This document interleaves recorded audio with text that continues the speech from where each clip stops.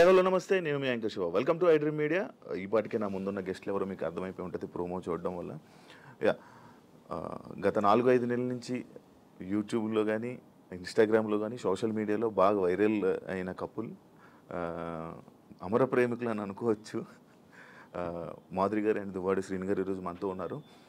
వాళ్ళిద్దరితో మాట్లాడి మనకి తెలియని విషయాలు తెలుసుకునే ప్రయత్నం అయితే ఈరోజు చేద్దాం. హాయ్ అండి, ఎలా ఉన్నారు? హాయ్ సార్, ఎలా ఉన్నారు? బాగున్నారా? ఫిబ్రవరి 14th వస్తుంది వ్యాలంటైన్స్ డే. దాని గురించి కూడా నేను లాస్ట్లో ఒక చిన్న ఇది ఉంది మీ ఇద్దరికి, దాని గురించి కూడా మాట్లాడదాం. హ్యాపీయా? Very very happy. మంచిగా ఆనందంగా ఉన్నారా? సంతోషంగా? ఆల్వేస్. ఎటువంటి ప్రాబ్లమ్స్ ఏం లేవా? ఏం లేదు. ఇద్దరు కలిసి ఉండడం స్టార్ట్ చేశాక ఎలాంటి మార్పులు చూసుకున్నారు మీ ఇద్దరు? చేంజెస్ గడిచిన జీవితంలో నేను ఏదైతే కోల్పోయాను అంటే రాజకీయంగా చాలా అగ్రెసివ్గా, ముక్కుసూటిగా ఎంతటి వ్యక్తి గురించి అయినా సరే పదునైన మాటలతో మాట్లాడటం అలవాటు, ప్రజల పక్షాన పోరాటం అలవాటు. 25 ఏళ్ళుగా 18 సంవత్సరాలు అపోజిషన్ పాత్ర నాది. అపోజిషన్లో కూడా ఉద్యమాలు, కేసులు, జైళ్ళు, 62 రోజుల పాటు జైలు జీవితం కూడా గడిపాను. ఇన్ని గడిపిన నాకు, ప్రజా జీవితాన్ని గడిపిన నాకు, ఎన్నికల్లో కూడా పోటీ చేసిన నాకు ఇంట్లో మాత్రం కొంచెం ఇబ్బంది ఉండేది మానసికంగా. మానసిక ప్రశాంతత లేదు. ఈర్ష్య, అసూయ, ద్వేషాలు, ఆధిపత్య పోరు మధ్యలో నలిగిపోయేవాడిని. సరే, కుటుంబం కదా, ఇవన్నీ దిగమింగుకోవాలి, భరించాలి అని తగ్గే ఆలోచించేవాడిని. కానీ అది పరిధులు దాటి ఇంటి విషయం బయటికి తీసుకురావటం జరిగింది మా ఇంట్లో. అది కార్యకర్తల వరకు, ప్రజల వరకు, ఆఖరికి అధిష్టానం వరకు, ఆఖరికి నా క్యారెక్టర్ అసాసినేషన్ చేసేంత వరకు. ఇలా వచ్చేటప్పుడు కొన్ని ఒంటరితనాన్ని నేను ఎదుర్కోవాల్సి వచ్చింది. ఇంటికి తాళం వేసేసుకోవడం, ఇబ్బందులు పెట్టేటప్పుడు మేమే రాజకీయాల్లోకి తీసుకొచ్చినటువంటి మా కుటుంబం నుంచి ప్రోత్సహించి మహిళల్లోనూ మంచి గౌరవం ఉన్నటువంటి సర్వీసెస్ ఎన్నో సొసైటీలో చేస్తున్నటువంటి మరి మాధురి లాంటి అమ్మాయి ఉంటే పార్టీకి బలం అవుతుందని తీసుకురావడం జరిగింది. తీసుకొచ్చిన తర్వాత ఆమె పనిచేసుకొని వెళ్తున్నటువంటి తీరులో భాగంగా మా కుటుంబం నుంచే పలు విమర్శలు ఎదుర్కొంటూ చాలా ఇబ్బందులు పడాల్సి వచ్చింది. ఏ తప్పు లేనప్పటికీ, ఏ వ్యవహారం మా మధ్యలో లేనప్పటికీ కూడా మా ఇద్దరిని కలుపుతూ మా ఇంటి నుంచే దుష్ప్రచారం స్టార్ట్ అయింది. ఆ పరిస్థితుల్లో ఆమెకు కూడా చాలా ఇబ్బందులు వచ్చాయి. సంఘపరంగా కానీ, కుటుంబ పరంగా కానీ, కన్నవారి దగ్గర, అత్తవారి దగ్గర అందరూ ఇబ్బందులు వచ్చి తను చాలా ఇబ్బందులు ఎదుర్కోవాల్సి వచ్చింది. ఈ ఇబ్బందుల్లో మీ కూడా నన్ను విడిచిపెట్టేయకుండా నాకున్నటువంటి వ్యక్తిగతంగా నేను ఒంటరిగా అయిపోయి మా పలాసాలలో ఉన్నప్పుడు కూడా నా భోజన వ్యవహారాలు కానీ, రాజకీయ వ్యవహారాలు కానీ అన్నీ కూడా చూస్తూ నాకు భరోసానిచ్చింది, ధైర్యంగా ఉంది. ఆ టైంలో నేను కూడా మాధురికి ధైర్యంగా ఉండాలి, ఆమె కూడా ఒంటరి అయిపోయింది, మా వల్లే కదా పోయింది. మా కుటుంబంలో అందరూ బాగానే ఉన్నారు, మా పిల్లలు బాగున్నారు, చదువుకున్నారు, డాక్టర్స్ అయ్యారు, ఆస్తులన్నీ కుటుంబానికి రాసేసాం. ఇలాంటప్పుడు ఈమె ఒంటరిగా ఇబ్బంది పడుతుంది అని నేను భరోసాగా ఉండటం, కలిసి ఉండటం. కలిసి ఉన్న విషయం రాజకీయాల్లో ఉన్నాం కాబట్టి రహస్యంగా ఉంచితే అది కుదిరే పని కాదు. రాజకీయాల్లో ఉండేటప్పుడు మన తాలూకు వ్యక్తిగత విషయాలను కూడా ప్రజలు గమనిస్తుంటారు. కానీ ఈ టైంలో కూడా ఇది ప్రజల్లోకి రావడం కరెక్ట్ విషయం కాదు కదా. అంటే మరి రహస్యంగా దాయటం వల్ల లాభం ఏంటి? మనకు జరిగినటువంటి విషయాన్ని ప్రజల ముందు చెప్పటం కరెక్ట్. నాకామె ఎవరో తెలియదు మాధురి అని నేను చెప్పొచ్చు, మా శ్రీనివాస్ ఎవరో నాకు తెలియదు అని మాధురి చెప్పొచ్చు. అందరు చేసే పని ఇదే. చాలా మందికి చాలా వ్యవహారాలు ఉంటాయి, బయట పెట్టుకోరు. కానీ మాదా పరిస్థితి కాదు. ఒక వ్యవహారం ఇతను ఇలా చేశాడు, ఇలా ప్రవర్తించాడని ఇంటి నుంచే అబ్జెక్షన్స్ వచ్చి గొడవలు పెట్టి దాన్ని రచ్చ చేసేటప్పుడు ఆ మీడియా ముందు నేను కూడా ఫ్యాక్ట్స్ చెప్పాలి. ఎస్, మేము ఈ పరిస్థితుల్లో కలవాల్సి వచ్చింది, మేము కలిసిన ఈ పరిస్థితుల్లో మేము ఈ నిర్ణయం తీసుకోవాల్సి వచ్చింది, మా నిర్ణయం ఇది అని స్పష్టంగా గత 4 నెలల క్రితమే మీడియా ద్వారా పబ్లిక్కి తెలియజేసాం. ఈ విషయం టెక్కల ప్రజలందరికీ తెలుసు, శ్రీకాకుళం జిల్లాలో తెలుసు, రాష్ట్ర ప్రజలకు తెలిసేటప్పుడు కొంత లేట్ అయింది. ఇది వాస్తవాలని మేము చెప్పి నిర్ణయం తీసుకున్నాం. నిర్ణయం తీసుకునే దానిలో చాలా ఒడిదుడుకులు వస్తాయి. ఆ ఒడిదుడుకులను ఎదుర్కొంటూ ధైర్యంగా, మాకున్నటువంటి బాధ్యతలు కూడా ముఖ్యంగా ఉన్నాయి. పిల్లలు, ఆమెకు నాకు కలిపి 5 పిల్లలు. 5 పిల్లల్ని కూడా జాగ్రత్తగా చూసుకోవాలి. వాళ్ళకి వాళ్ళ జీవితాలని, వాళ్ళ చదువులు, వాళ్ళ ఆర్థిక పరిస్థితులు ఎటువంటి ఇబ్బంది లేకుండా చూడాలన్నది మా మొదటి నిర్ణయం. వాళ్ళకు భరోసాగా ఉండాలని. 2, ప్రజలే ఊపిరిగా, రాజకీయమే ఊపిరిగా బ్రతుకుతున్నటువంటి మాకు, మా మీద నమ్ముకున్నటువంటి ప్రజలు, కార్యకర్తలు, అభిమానులు అందరూ ఉన్నారు. వాళ్ళందరినీ కూడా ఒక కంట కనిపెట్టి జాగ్రత్తగా వాళ్ళని చూసుకోవాల్సిన బాధ్యత కూడా మాకుంది. ఈ 2 నిర్ణయాలు తీసుకుని ఈ 2 సమపాళ్లలో చూసుకుంటూ ముందుకెళ్ళాలని మేము నిర్ణయం తీసుకున్నాం. సరే, చాలా హడిల్స్ ఫేస్ చేసాం. Now we are very happy.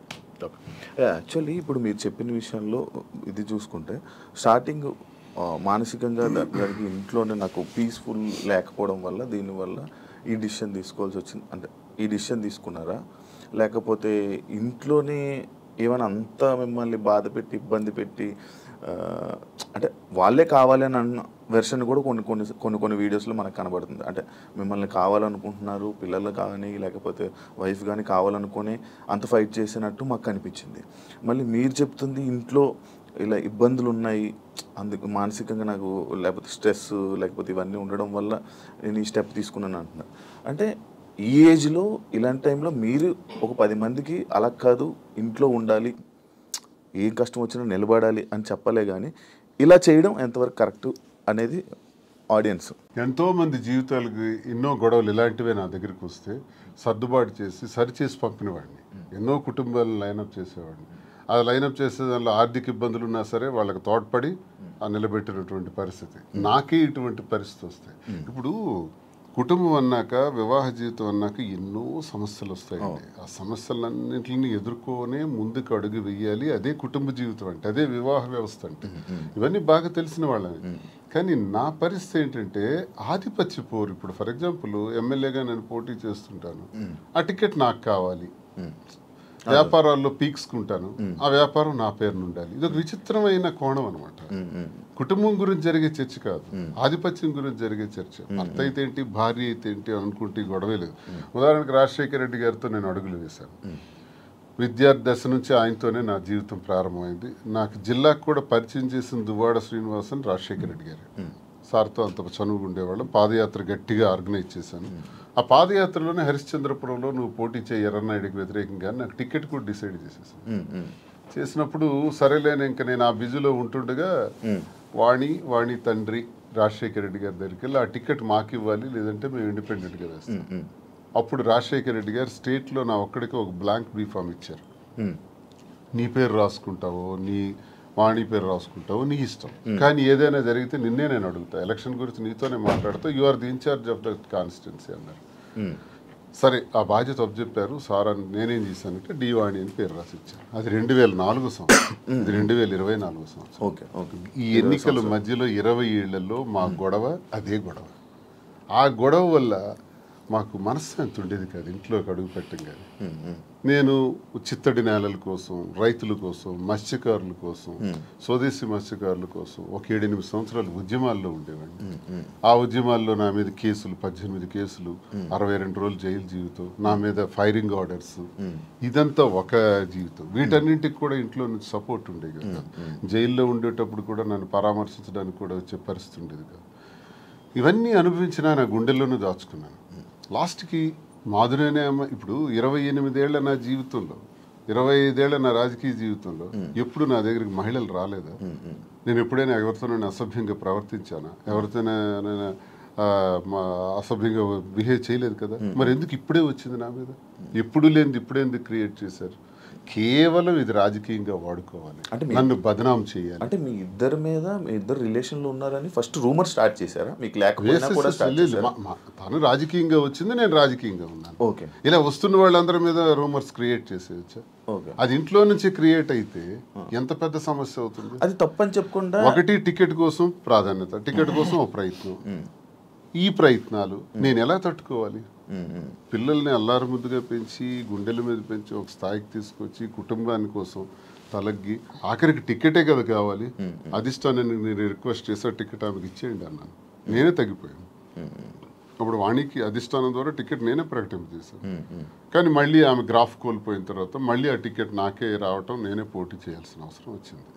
So 100 మెట్లు దిగే నేను ఆమెకు అంగీకరించాను. అప్పటికీ కాంప్రమైజ్ కాలేదే. ఆ తర్వాత తాళం వేసేస్తున్నారు ఇంటికి. ఆ ఇంటికి తాళం వేసేటప్పుడు తలుపులు తన్నుకుని లోపలికి వెళ్ళలేక కాదు, అసలు మనసులో ఏం నడుస్తుంది. టికెట్ కావాలని టికెట్ తీసుకున్నారు, ఇంటికి తాళం వేశారు, సమాజంలో అభాస్పాలు చేశారు. ఇంక నేను ఎలా బ్రతకాలి? కారులో 7-8 రోజులు పడుకున్నాను, ఆఖరికి మా మదర్ దగ్గర వెళ్ళి ఒక ఏడాది కాలం పట్టున్నాను. ఇవన్నీ టెక్కల ప్రజలకు తెలుసు, ఇవన్నీ మీలాంటి వాళ్ళు ఎంతమందికి తెలుసు. ఇన్ని బాధలు పడిన తర్వాత, ఇంటికి తాళం వేసిన తర్వాత, మనసులో నేను ఉండకూడదు, శ్రీనివాస్ నాకు అక్కర్లేదు అనుకునేటప్పుడు నేనేం చేయగలను? అలాంటిది ఎలక్షన్ తర్వాత కూడా ఇంటి మీదకి వచ్చి, ఇంటి మీద కూడా గొడవ పెట్టి, అక్కడ నేను టెంపరీగా కొట్టుకుని ఇంటి మీద, నువ్వు ఇక్కడి నుంచి పోవాలి. కోరికలు ఏంటంటే టెక్కల నుంచి బయటకు పో, ఎక్కడైనా ఉండు, మాధురితో ఉంటావో ఇంకెలా ఉంటావో నాకు అనవసరం, టెక్కల్లో మాత్రం నువ్వు ఉండటానికి వీల్లేదు. ఇలాంటి విచిత్రం. ప్యాంటు షర్ట్ గాడు అంటాం, లుంగీ షర్ట్ గాడు అంటాం, వాడికి ఏముందని చెప్పటం, మేమే తిండి పెట్టి పోషించాం, వాడు ఒక పూర్ ఫ్యామిలీకి చెందినవాడు అంటాం. అవునండి, ప్యాంటు షర్ట్ లుంగీ షర్ట్ గాడు భార్య అంటే వాళ్ళ అమ్మని మా అమ్మని తిట్టడం, మా తమ్ముళ్ళని తిట్టడం, కుటుంబాలని అవమానపరచడం ఎంత భరిస్తాం? మీరు మీడియాలోనే చూసారు ఈ మాటలన్నీ. ఇవన్నీ భరించుకుంటా తల్లిని తిడితే భరించాలి, తమ్ముళ్ళని తిడితే భరించాలి, నన్ను అవమానపరిస్తే భరించాలి. ఇవన్నీ భరించుకుంటానే ఉన్నాను 28 ఏళ్ళు పిల్లల కోసం. కానీ మరి తనది రహస్యంగా ఉంచలే. అది 4 walls మధ్య సెటిల్ అయి ఉంటే నిజంగా ఆ అభిమానంతో భర్తే కావాలని తను అనుకుని ఉంటే మాధురి ఇంట్లో ఉండేవారు, నేను నా ఇంట్లో ఉండేవాడిని. కథ ఇంతవరకు వచ్చి ఉండేది కాదు. పరిస్థితులు ప్రభావాలే మమ్మల్ని ఇంతవరకు తీసుకొచ్చిన ఈ పరిస్థితుల్ని మనం రహస్యంగా ఉంచుకోకూడదు, ప్రజలకు చెప్పాలి. ప్రజలకు వాస్తవాలను తెలియజేస్తే వాస్తవాల ద్వారా వాళ్ళు మంచి చెడులను గ్రహించి ప్రజలే దేవుళ్ళని నమ్మిన నేను ప్రజలకు ఇవి నేను తెలియజేస్తే వాళ్ళే మనకు అగ్రభాగాన్ని కూర్చోబెట్టగలరు, లేదా అధోపాతాళానికి తొక్కేయగలరు. ప్రజలకు ఆ శక్తి ఉంది. కాబట్టి ప్రజలకే చెప్తే నాకు న్యాయం జరుగుతుందని నేను నమ్మాను. నమ్మి ప్రజలకు మేమిద్దరం కూడా వాస్తవాలు తెలియజేస్తాం. మా పరిస్థితికి ఇలా ఉండడానికి మా ఈ పరిస్థితులు ప్రభావాలే కారణం. ఆ కారణం నేను ఒంటరి, తను ఒంటరి, రోడ్డు మీద నిలబడాల్సిన పరిస్థితులు వచ్చేటప్పుడు ఒకరికొకరు భరోసాగా నిలబడ్డాం. ఆ భరోసా ప్రేమగా మారింది.